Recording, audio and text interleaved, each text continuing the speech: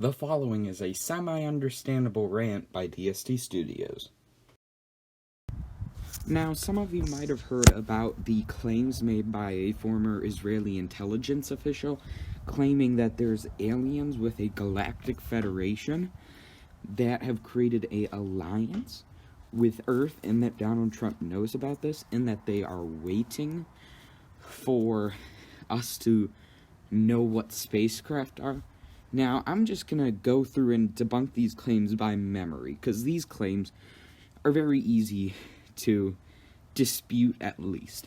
So the first one is about, basically, I'm going to get into the psychology of this.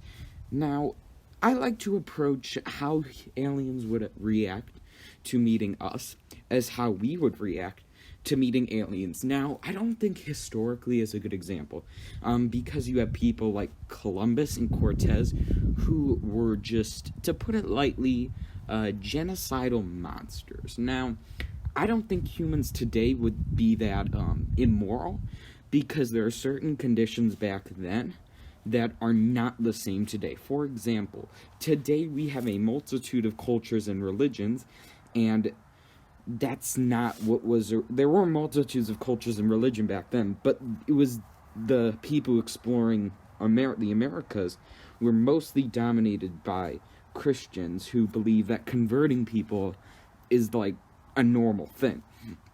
Now, if you have multiple religions, like nowadays, since we basically have a global society, you'll still see that, of course, but I don't think the collective population of the world would be as fine as trying to convert, or to be as bad as, like, so basically what I'm trying to say here is, like, aliens coming to Earth are not gonna be religious fanatics, but are more likely to be scientists, because who is building spacecraft and launching them into space? Scientists. Now, with a super advanced civilization, you might see more engineers and miners coming out, but generally, if there's a planet that has life detected on it, a civilization isn't going to be sending miners, it's going to be sending scientists. Now, that's not always the case. There has been, people will claim that aliens are going to be invaders, and it's a popular trope in sci-fi for invading aliens. But I don't think this is quite realistic, for two reasons. The first one is you are all aware of the golden rule, which is basically do unto others as you do unto them. Now, this applies to basically everything. It is much safer to, instead of invading other societies, to kind of work them in to yours. Now, it's not always foolproof, but it's a lot better than invading them, because if you invade another society, you are setting the precedent that it's fine if that happens to you. Now, the second reason is you are never the biggest fish in the ocean. And what I mean by this is trying to invade another society, basically, another alien species, if they see an alien species invading another species or us, there are going to be either two responses. They might be the moral response, which is like, hey, it's not right to do that. Because remember, if there is a super evil civilization, there's going to be a super fine civilization too. And they are going to say, hey, it's wrong to invade these people, or they're going to say, hey, these guys are a threat, they're invading us, and now if you do that, you have a bigger civilization on your trail trying to wipe you out because you decided to invade a much smaller and less technically advanced civilization. Now, that might not always happen, but you have to understand what could, because nothing is certain right now. The second point was he makes the point that they're keeping it secret until the public and we understand what spacecraft are. Now, we've understood what spacecraft are since at least Werner von Braun. They've had people, or at most Werner von Braun. We've had theorizing it since the early 1800s. But it's not really hard. I could list off types of propellants, I could list off designs, I could list off theoretical warp drives, I could do all of this. Now, he might be saying that we need a majority of the populace knowing that, but I don't really think that, because an alien species, or multiple, as he says it is a, quote, galactic federation, you're going to have multiple alien species, and remember, keeping the fact that there is a galactic federation around you secret is not an easy thing to do, because you need to keep trillions or quadrillions of beings who probably have organizations meant to uplift species, and you need to keep all of them quiet. But you only need one to slip through. Now that kind of is going to my third point, that good luck keeping the scientific community quiet, because if there are galactic civilizations, you sure as hell are going to see signs that they exist, especially if it's X-ray or ultraviolet, because civilizations like this, they might create a Dyson swarm, or a partial one, because creating a whole one can be detrimental. But these civilizations that are capable of interstellar travel, and from what it sounds from his writing, faster than light travel, are gonna have solar systems entirely populated by people, like Coruscant from Star Wars almost. And good luck trying to hide all the effects of that. Now, sure, if you are on the other side of the galaxy, which is called the zone of avoidance because our galaxy's in the way, sure, you're not gonna see as much of them, but you're still gonna see the effects. Hiding a Kardashev 2 or Kardashev 1 civilization is not an easy thing to do. But going back to what I was saying about keeping people quiet and the scientific community, first of all, if one scientist figures this out, you might be able to shut him up. But if one scientist figures it out, more scientists are going to figure it out. It is not a thing where only one genius is going to find this. No. If we can find it, someone else can find it. If there's a person who finds a liquid water planet with oxygen in its atmosphere and can visibly see light fluctuations from that planet, ooh, that looks like a planet with life doing atomic testing.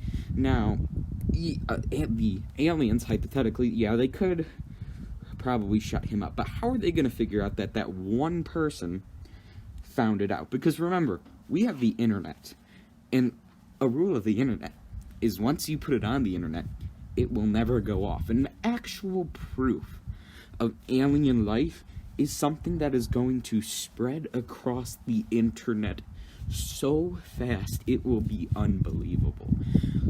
Minutes, hours, maybe. But you see what I'm saying, that you cannot keep this amount of people shut up. It's impossible. Think about how long the NSA was able to keep it under wraps that they were spying on people. They weren't able to do it because the one person, or in that case Edward Snowden, told everyone. And the likelihood that you're going to keep the whole scientific community, which is a very talkative community, from all keeping their mouths shut is impossible. You can try to bribe them, but remember, money isn't everything. You can try to blackmail them with death, but remember, humans are willing to die for things they believe in, and very routinely. So you are not going to be able to keep something this large under wraps. And now to the claim that he has, quote, astronauts and aliens on Mars. What that sounds like is they're living in the same habitat, which would be stupid because, you know, alien diseases are diseases across to them, theirs across to us. It's not smart. And then secondly, you are not going to be able to keep those astronauts shut up. And, okay, hypothetically, let's say, okay, the easiest way to tie up loose ends is to tie up loose ends. So if the government was killing these astronauts before they came back, that is a very bad look. That is a look that can probably, at best, it's going to topple the government space agency.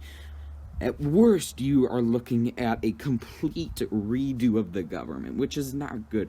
Because if the government is willing to just slaughter people like that to keep something so big under wraps, you lose all faith in the system.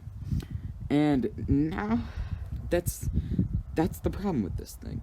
You can't keep something this big silent, and it would be immoral to do so. Now, I know morals aren't everything, but our population values them mostly. There are the people who don't. But the thing is, you have to play the long game when talking about things like this. You have to think, okay, will keeping this under wraps be detrimental to, like, existence? Now, if the public finds out about aliens, right? You think they're gonna be happier if they find out about aliens in an open an open way, where the aliens come and say, "Hi, we're aliens. We have come in peace, and we want to coexist peacefully." Or is it gonna be better if they find out you have been hiding this fact from them, and that you've been killing people to do so? No, you, as most politicians are concerned about their career, and if they would do this is the thing that kind of stops a career in their brakes and might get them in trouble for war crimes. So I find it very unlikely that someone who is in politics, who's concerned about self-preservation, would do something so brazenly illegal and frankly stupid. But, like, I'm gonna end this off by saying, I, more than anyone, would love the fact for aliens to exist. Because, yes, maybe not all of them will be nice, but if there are 5 alien civilizations in our galaxy, statistically, that means there's going to be another 5 in Andromeda, another 3 in Triangulum, another 1 for each of the cluster of galaxies around us, and it's better to have alliances. It's better to have people who can help you out, because technologically wise, it would be a massive boost if an alien civilization came to our planet and gave us the blueprints for those fusion reactors and faster than light drives. That would be amazing, because we don't have to spend the next 5,000 years developing those technologies. But ultimately, there is no scientific evidence to support this. Which, trust me, when I heard these claims, my heart was a little high, knowing that we might not be alone in the universe. But I have no evidence to say that we aren't, and all the evidence says we are alone. And while it is depressing, that means the entire universe is. It's free real estate.